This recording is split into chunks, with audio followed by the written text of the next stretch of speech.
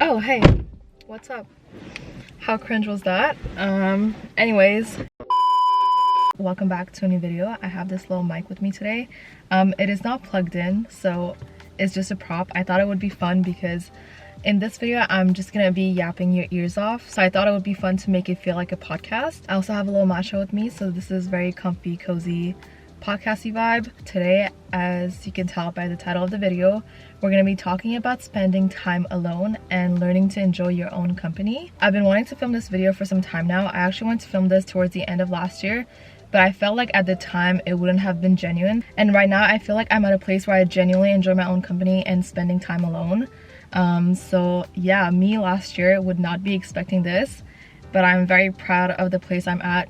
And so I just wanted to talk a little bit more about that. And by the way, if you see me looking down, it's because I wrote down some notes, so everything I say makes sense, because I tend to just like talk and then I just end up rambling and nothing I say makes sense.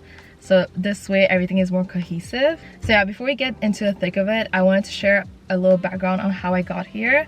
Ever since last year, I want to say around November, I started working fewer hours at my job because there's been some restructuring and some new projects. So because of that, my hours were cut. And also up until the end of last year, I also worked a second job. So I worked on the weekends as well. So basically when I was working full-time at my main job and on the weekends, I was basically just working every day. So up until 2024, I've always worked two jobs. So I never really had weekends to myself. And the weekends that I was taking off of work, it was because I wanted to hang out with my friends. It was not really to spend time by myself, if that makes sense. And the reason I worked two jobs is just because I felt like I needed to keep busy, otherwise I would spiral.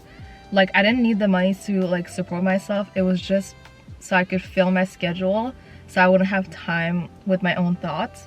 And to be honest, my thoughts used to scare me. Not that they were like really bad or anything, I just didn't know what to do with them. So whenever I would be left alone, I would start overthinking, and because of that I would spiral. And it's also because I didn't have the techniques that I have now to like control my thoughts and emotions. So I'm gonna get to that eventually, but that's just to explain why I was working two jobs. I'm also someone who has a hard time relaxing, but I feel like that's just the way I was brought up. So even right now that I'm not working two jobs, I try to find things to do so I keep my schedule busy, but it's not to avoid my thoughts. It's just because I feel like I constantly need to be doing things. And I don't necessarily want to stay at home like watching movies and stuff. That's just not for me. And also the reason that's not for me is because I work on my computer, and so after I finish working, the last thing I want to do is spend more time on my screen. I'm really trying to lower my screen time, so that's also one of the reasons why I try to do other things. I am working on trying to relax. I'm working on trying not to feel guilty when I spend, you know, some time in bed watching a movie, because there's nothing wrong with it. It's just the way my brain works. So I'm working on that, and I can probably say that I'm getting better at it, but it's still not something that I like to do in my free time. So basically, since I don't work two jobs anymore, since my hours have been cut at my main job, since I don't really, you know, do distractions such as like watching TV and stuff, so because of that, I was literally forced to spend time by myself, and I'm actually loving it. So I want to talk a bit about it and the things that I've learned and the things that I'm still learning from being on this solo journey. And I hope that this video inspires you to start spending some time alone and learning to enjoy your own company and get on that solo journey as well. So the first thing I want to address is that when I say spending time alone, I really mean spending time alone.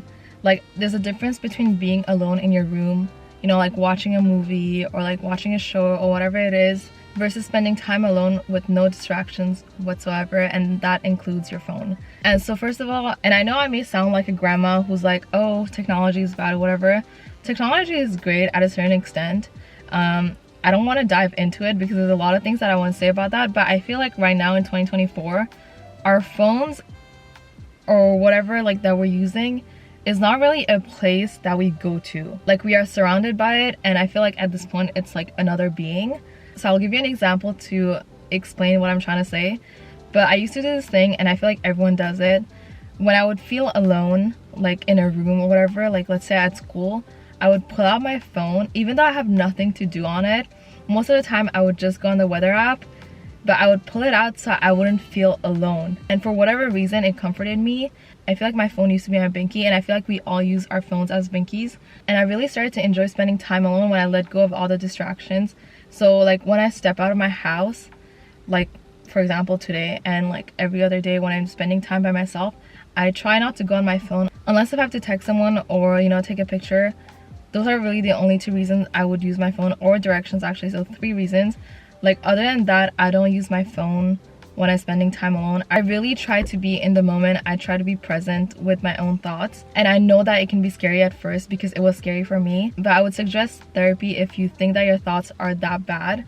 I'm personally in therapy. I love it. I feel like it has really helped me, and you know, I'm a huge advocate for mental health. I feel like everyone should be in therapy. Like the way I see it is like, you know, we go to a gym because, you know, we care about our health and how our body looks and whatever, but therapy is like going to the gym for your mind, and I feel like that's the most important thing that you can do for yourself.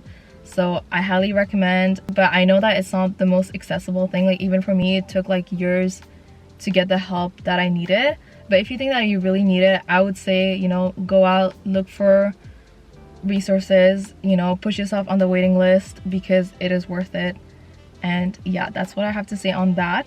And if you don't have access to therapy, I feel like journaling is also a great tool, you know, just to get your emotions out on paper or your thoughts out on paper can be a great help. And the third thing that I suggest is meditating.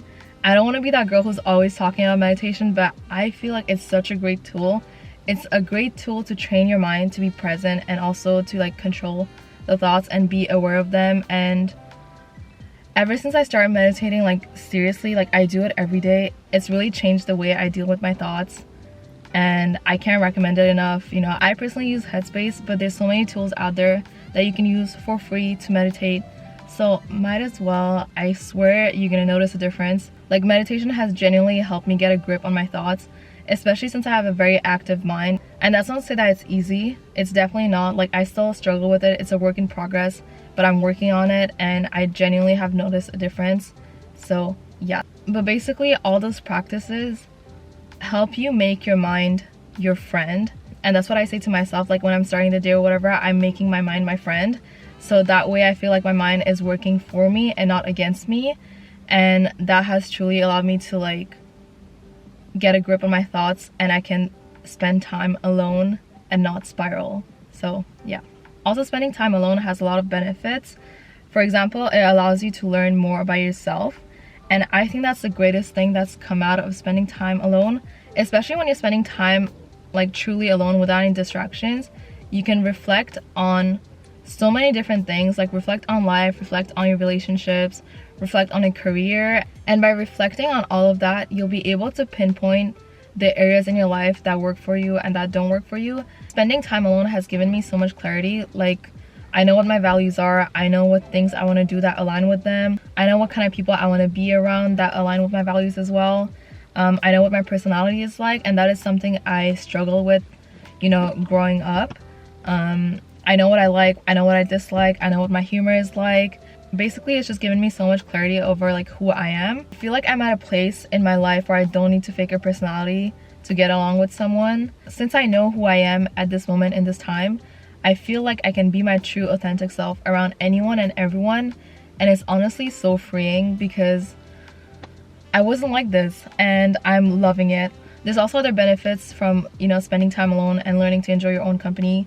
For example, solo travel, moving to a different country, moving to a different city, even moving in the same city that you live in but you're moving alone.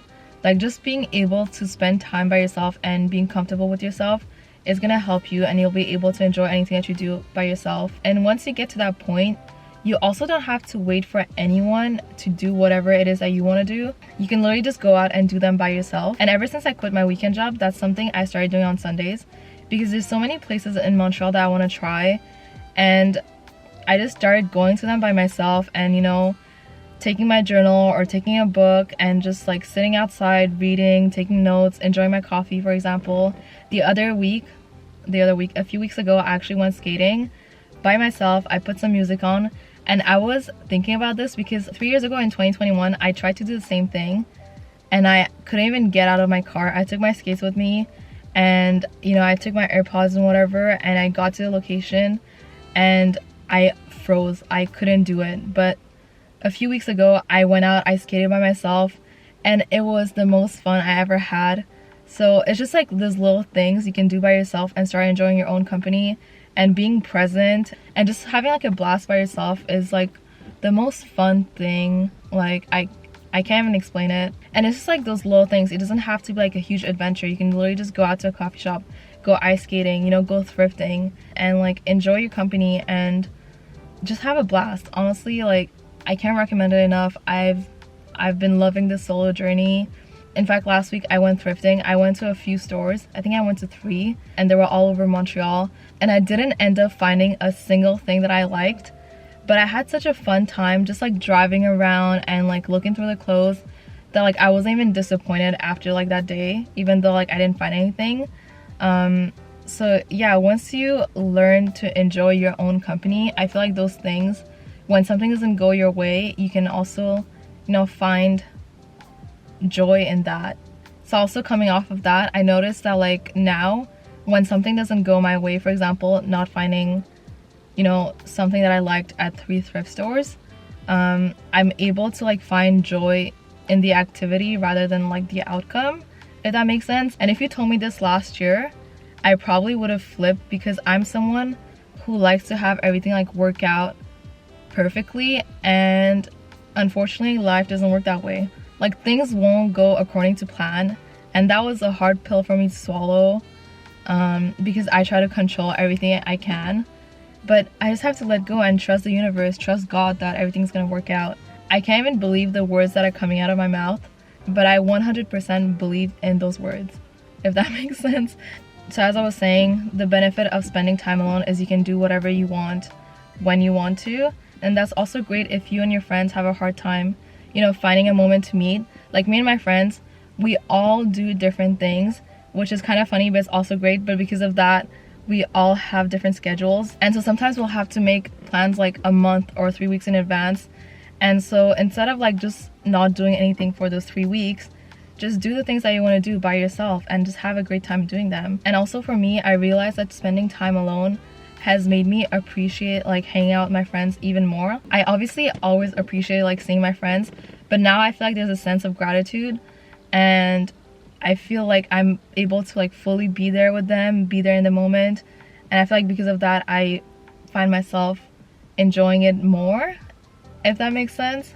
Also, I want to clarify something, because lately I've been having conversations with people, and people assume that since I spend a lot of time by myself, that means that I'm antisocial, and that may be the case for some people, but it's not the case for me. And I think people think that because I work from home, like I'm fully remote, and honestly I'm so grateful for it, because it allows me to live the life I want to live.